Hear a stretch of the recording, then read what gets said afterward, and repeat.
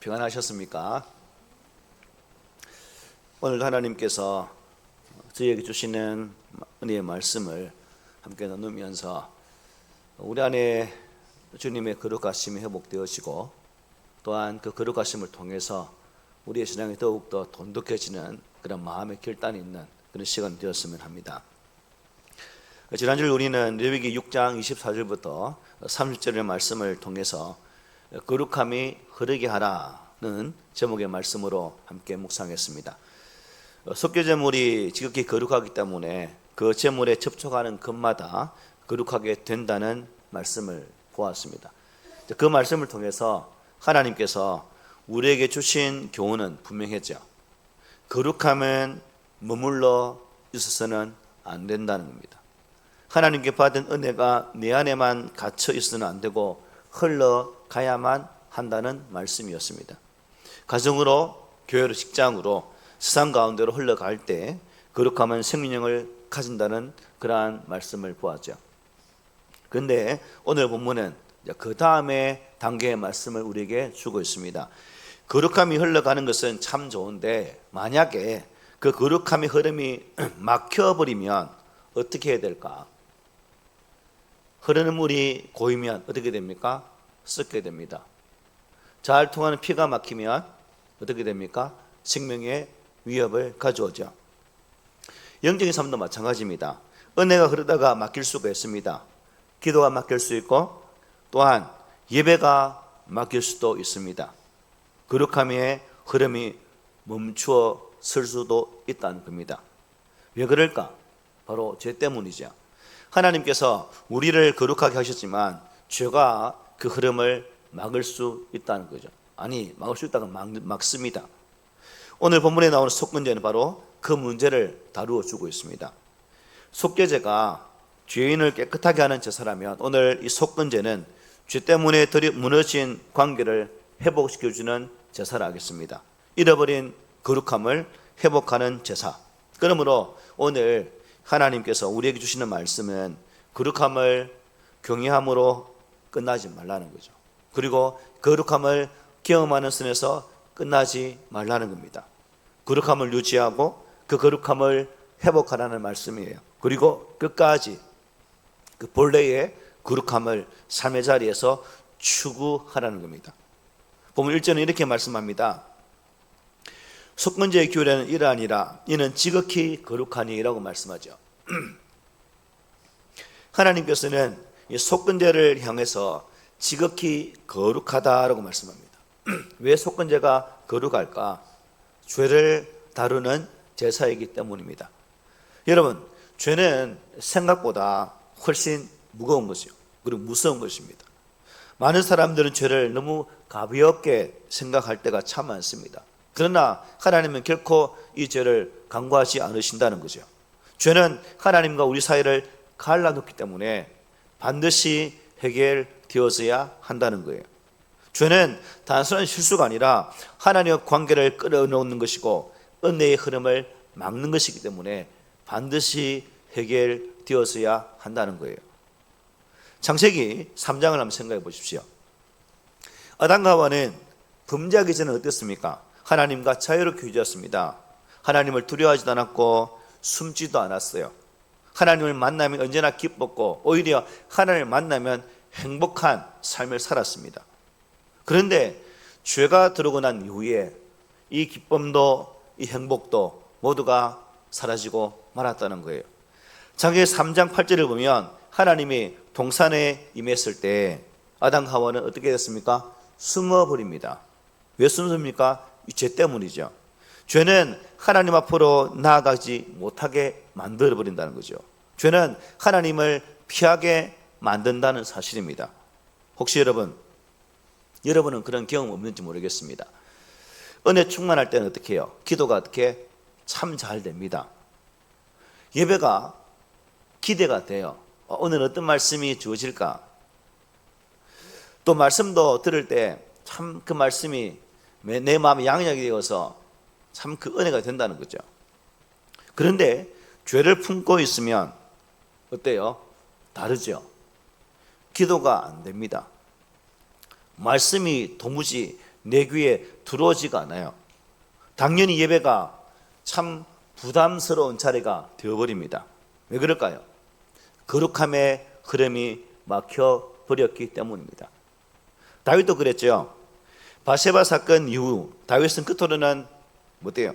왕이었습니다만 그 마음은 어때요? 항상 불안했습니다.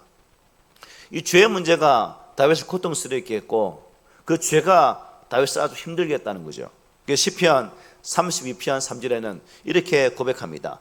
내가 입을 열지 아니할 때에 종일 신음함으로 내 뼈가 쇠하였도다. 죄가 자신 속에 있을 때에 뼈가 삭는 것처럼 그렇게 고통스러웠다라고 고백하고 있습니다. 죄는 결국 사람을 약하게 만드는 것이고 죄는 우리 영혼을 마르게 하는 것이고 은혜의 통로를 막아버린다라고 성경은 분명히 증거해요. 그래서 하나님은 우리들에게 이 속건제를 주셨습니다. 왜 주셨느냐? 정죄하기 위함이 아니라 회복시키기 위해서예요. 죄를 깨닫게 하시고 다시 하나님께로 돌아오도록 하시기 위해서 이 제사를 우리에게 주신 거예요. 여러분, 오늘 나의 삶을 한번 돌아보십시오. 혹시 내 영혼을 마르게 하고 있는 죄는 없는지, 기도의 통로를 막고 있는 죄, 예배의 감격을 빼앗아 가고 있는 죄, 그런 것 없습니까? 또 성령께서 여러 번 말씀하심에도 불구하고 아직도 붙들고 있는 죄는 없습니까? 하나님은 오늘 우리에게 말씀하세요.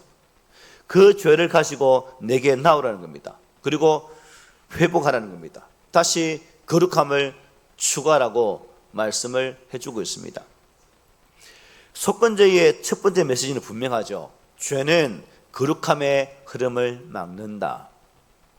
바라기는 우리 안에 이 죄를 다 벗어버림을 통해서 하나님의 거룩한 은혜가 막히지 않는 그런 은혜가 있기를 소망합니다. 6절을 보면 이렇게 말씀해요. 제사장인 남자는 모두 그것을 먹되 거룩한 곳에서 먹을지니라. 그것은 지극히 거룩하니라 말씀합니다. 자, 본문에는 이 거룩한 곳이라는 표현이 나오죠. 그 거룩한 곳은 어떤 곳일까요? 하나님께 나아가는 자리입니다. 속건제는 죄를 해결하시는 자리인 동시에 하나님과 관계를 회복하는 자리였다는 거죠. 죄인은 이 제사를 통해서 하나님께 나아간다는 겁니다. 이게 중요한 사실이죠. 거룩함을 잃어버린 사람은 과연 하나님께 버림을 받은 것일까? 어떻게 생각합니까? 거룩함을 잃어버린 자는 하나님께 완전히 배제되어진 그런 인생일까? 여러분 어떻게 생각합니까? 만일 그렇다면 우리 가운데 하나님 앞에 설 수 있는 인간이 몇 명이나 있겠습니까? 저도 못 서겠죠. 아무도 없습니다. 다행히도 성경은 그렇게 말씀하지 않아요. 하나님은 이 죄인을 버리지 않으셨다는 겁니다. 오히려 오늘 본문 정반대에 말씀하시죠. 속건제 자체가 하나님의 은혜라는 겁니다. 하나님의 은혜. 여러분 생각해 보십시오. 하나님께서 죄인을 무조건 심판하기 원하셨다면 이러한 제사의 법을 만들어서 주셨겠습니까? 그냥 처리해버리죠. 제사 받을 이유가 없잖아요. 죄를 지으면 바로 즉시 심판하면 되는데 그렇게 안 합니다. 범죄하면 끝내버리면 되는데 이 제사제도를 주셨다는 거죠.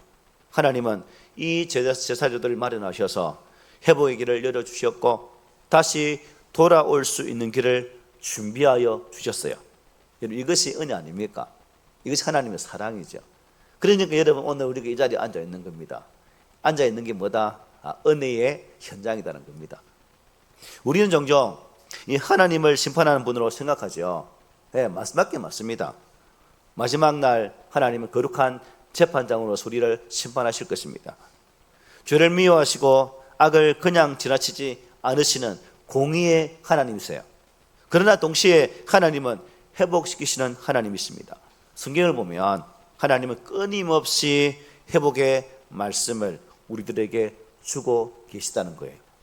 여러분 아담이 범죄했을 때도 하나님이 먼저 찾아오셨죠. 아담아 네가 어디 있느냐? 이 질문은 하나님이 아담 위치를 몰라서 물으신 거 아니에요. 회복시켜 주기 위한 부르심이었다는 겁니다. 노아 시대를 보십시오. 세상은 죄로 가득 찼습니다. 그런 하나님은 노아를 통해서 새로운 시작을 준비케 해 주셨어요. 이스라엘 백성들을 보십시오. 광야에 수없이 많은 불평과 원망과 하나님에 대하여 손가락질했던 민족이 이스라엘 민족입니다. 수없이 배반했던 민족이 이스라엘 민족입니다. 그런 하나님은 끝까지 그들을 포기하지 않으셨습니다. 그렇습니다. 우리가 믿는 하나님은 회복하시는 하나님인 것을 분명히 말씀해 주고 있죠. 그래서 예레미야가 3장 22절 23절에 보면 예레미야가 이렇게 노래합니다. 여호와의 인자와 긍휼이 무궁하심으로 우리가 진멸되지 아니함이니이다. 이것들이 아침마다 새로우니 주의 성실하심이 크시도소이다. 아멘. 우리 함께 고백할까요? 시작. 여호와의 인자와 긍휼이 무궁하심으로 우리가 진멸되지 아니함이니이다. 이것들이 아침마다 새로우니 주의 성실하심이 크시도소이다. 아멘. 얼마나 감사한 말씀입니까? 하나님의 긍휼이 없었다면 우리는 이미 완전히 끝난 인생이었다는 거예요. 하나님의 자비가 없었다면 우리는 이미 설 자리가 없는 그러한 자에 지나지 않는다는 사실입니다. 그런 하나님은 오늘도 새로운 은혜를 주고 계세요. 오늘도 다시 기회를 주시고 다시 저와 여러분들을 일으켜 세워주고 있다는 사실입니다. 우리는 넘어질 수도 있고 또 실수할 수도 있어요. 때로는 그 하나님을 실망시킬 수도 있습니다. 그러나 회개하며 돌아오면 하나님은 우리를 외면하지 않으시고 또 십자가가 그것을 우리에게 잘 증명해 주고 있습니다. 속건제는 결국 누굴 가리킬까요? 예수 그리스도를 가리킵니다. 그래서 이사야 선지자는 이사야 53장에서 이렇게 말씀해요. 그의 영혼을 속건제물로 드리기에 이르면 그가 씨를 보게 되며 그의 날은 길 것이요 라고 증거합니다. 이 말씀은 예수님을 예언한 말씀이죠. 예수님께서 속건제물이 되셨다는 사실입니다. 여러분, 속건제에는 중요한 특징이 있죠. 죄를 지은 사람이 어떻게 합니까? 우리가 지난 5장에서 배웠잖아요. 배상을 해야 했습니다. 손해를 끼쳤으면 어떻게 합니까? 갚아야 했습니다. 그러나 우리가 하나님께 지은 이 죄의 빚은 저도 여러분도 갚을 수가 없어요. 우리 힘으로는 도저히 해결할 수 없는 문제라는 겁니다. 그래서 예수님께서 대신 갚아 주셨다는 겁니다. 내가 져야 할 죄의 책임을 대신 지셨습니다. 내가 받아야 할 심판을 대신 받으셨고 내가 흘려야 할 피를 우리 주님께서 대신 흘려 주셨습니다. 그래서 십자가는 하나님의 사랑의 절정이고 동시에 하나님의 공의의 완성이다라는 것입니다. 히브리서 9장에 보면 이렇게 말씀해요. 염소와 송아지의 피로 하지 아니하고 오직 자기의 피로 영원한 속죄를 이루사 단번에 성소에 들어가셨느니라. 오직 자기의 피로 영원한 속죄를 이루사 단번에 성소에 들어가셨다. 구약의 제사는 반복입니다. 양도 계속 죽어야했고 염소도 계속 죽어야 했습니다. 비둘기도 계속 죽어야 했습니다. 그러나 예수님의 십자가는 단 한 번으로 충분했다는 겁니다. 왜냐? 영원한 속죄를 단번에 이루어 주셨기 때문입니다. 그래서 우리는 희망이 있다는 거죠. 과거에는 우리가 낙심했던 적도 많을 겁니다. 또 과거의 문제 때문에 마음 아파할 때도 있었겠죠. 실패 때문에 여러분 그러므로 포기하지 마십시오. 넘어졌다고 끝난 것이 아닙니다. 십자가가 있다는 거죠. 보혈이 있고 은혜의 회복이 있다는 사실을 꼭 기억하시기 바랍니다. 하나님은 죄를 미워하십니다. 그러나 죄인들은 결코 포기하지 않았습니다. 하나님은 우리를 거룩함을 있기를 원하시지 그냥 있는 존재로 그냥 내팽개친 그런 존재가 아니라는 겁니다. 우리가 포기하려고 할 때도 하나님은 결단코 저와 여러분들을 포기하지 않으십니다.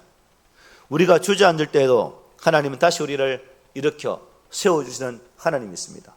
그러기에 저와 여러분들의 신앙의 삶에 있어서 항상 나를 회복하시고 은혜 가운데 이끄시고 그 사랑을 주시기를 원하시는 그 하나님 안에서 내 삶을 돌아보고 또 내가 회복되어져야 할 부분이 무엇인지를 잘 살필 수 있는 그러한 은혜의 자리에 나아가는 저와 여러분 되기를 소망합니다. 혹시 지금 영적으로 아주 깔아져 있는 아니면 영적으로 낙심해 있는 그런 분 계십니까? 우리 가운데 기도가 무너져서 도무지 기도가 안 되는 분 계십니까? 예배가 차갑게 싹 식어져 버려서 예배를 드릴 때마다 혹시 예배 감격은 전혀 없는 그런 분은 없습니까? 주님 오늘도 말씀합니다. 비록 예전 같지 않은 신앙을 가지고 있다 할지라도 주님은 돌아오라고 말씀해요. 내가 너를 회복시키겠다. 내가 너를 다시 세워주겠다. 주님 말씀하십니다. 이것이 속건제가 보여주는 하나님의 사랑입니다. 이것이 십자가가 보여주는 하나님의 은혜라는 것입니다. 하나님은 거룩함을 결코 포기하지 않으셔요.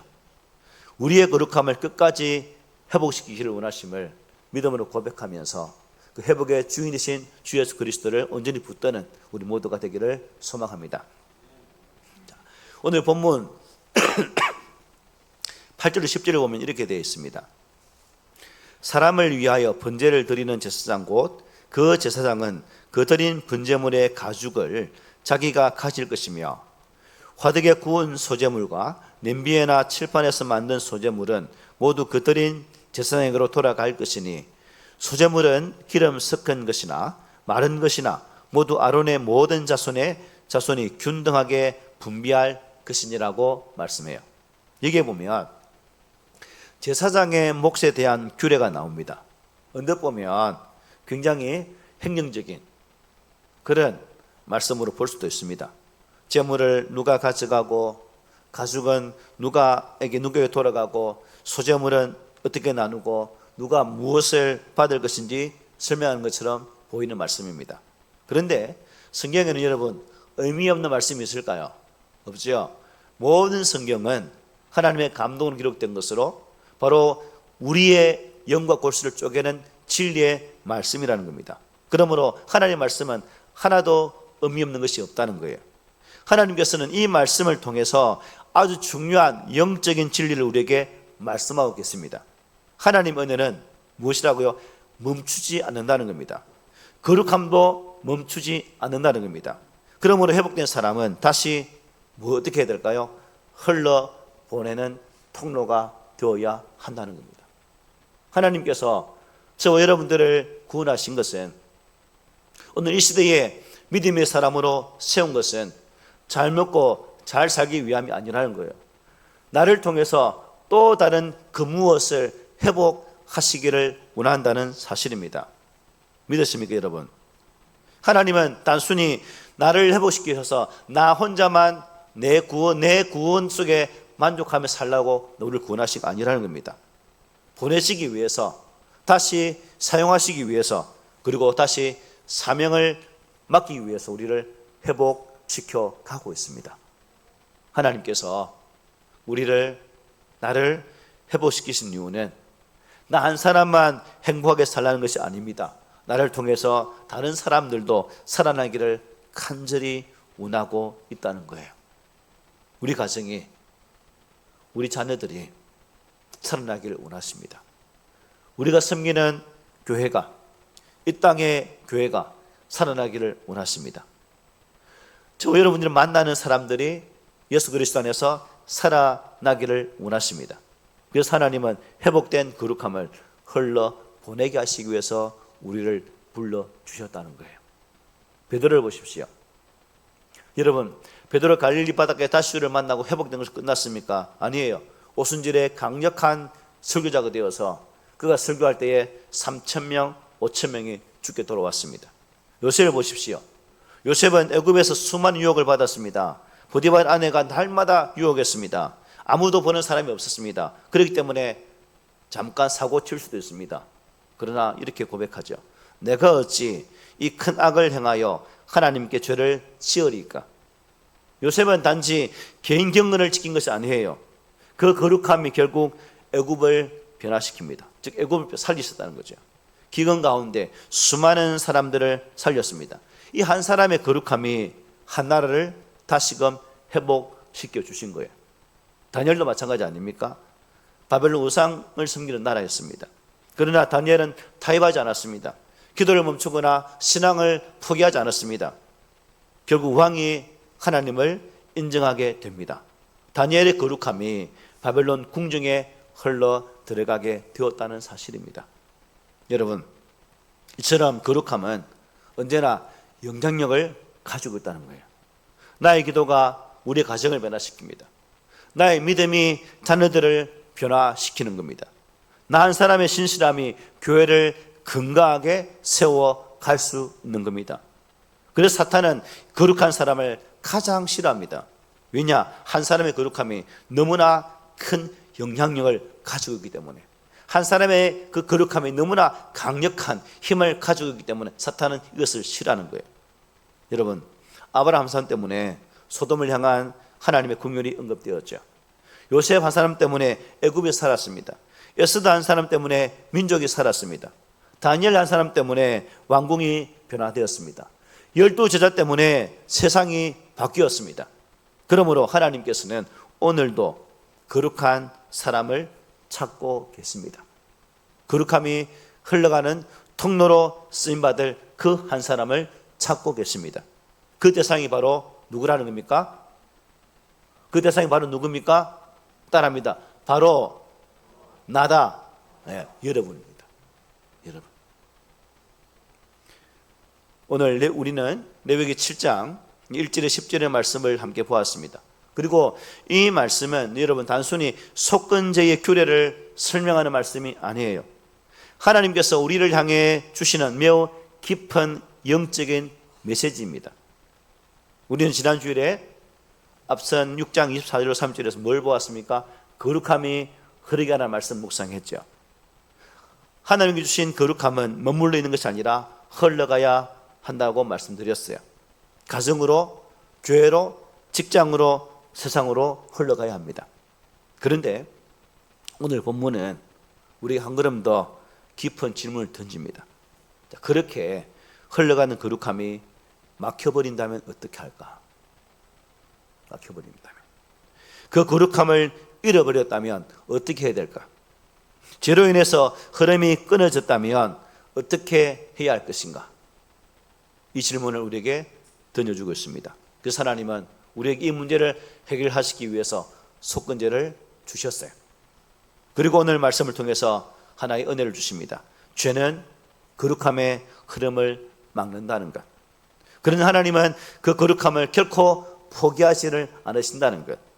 회복된 거룩함은 다시 흘러가야 한다는 것입니다. 여러분, 이 말씀이 우리 가슴속에 잘 새겨지기를 원합니다. 하나님께서 나의 죄를 해결하기 위해서 독생자 예수 그리스도를 이 땅에 보내시고 그분을 통해 나의 죄값을 대신 지불하도록 은혜를 주셨습니다. 내가 받아야 할 형벌을 우리 주님은 대신 받으셨습니다. 내가 감당해야 할 죄의 책임을 우리 주님께서 오롯이 당신의 몸으로 홀로 감당하셨습니다. 그래서 우리는 다시 하나님께 나갈 수 있게 된 거예요. 얼마나 놀라운 은혜입니까? 여러분, 이것이 하나님께서 주신 가장 기쁜 소식 아닐까요? 우리는 죄로 막혀 있었던, 그러나 예수님께서 그 죄를 흘려버림을 통해서 이제 막힌 것이 아니라 자유롭게 하나님께 나갈 수 있는 그 은혜를 받게 되었습니다. 자, 그렇다면 이렇게 회복된 사람은 어떻게 살아야 할까? 여러분들은 언제 어떻게 살아야 할 것 같습니까? 그 해답을 여러분 직접 한번 내려보십시오. 여기서 오늘 본문의 마지막 메시지가 드러나죠.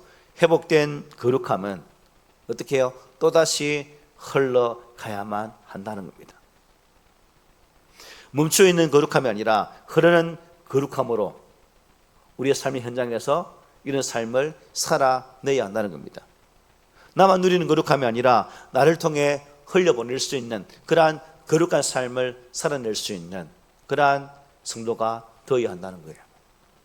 하나님께서 우리를 회복시키신 목적은 단순히 우리가 위로를 받고 끝나는 게 아닙니다.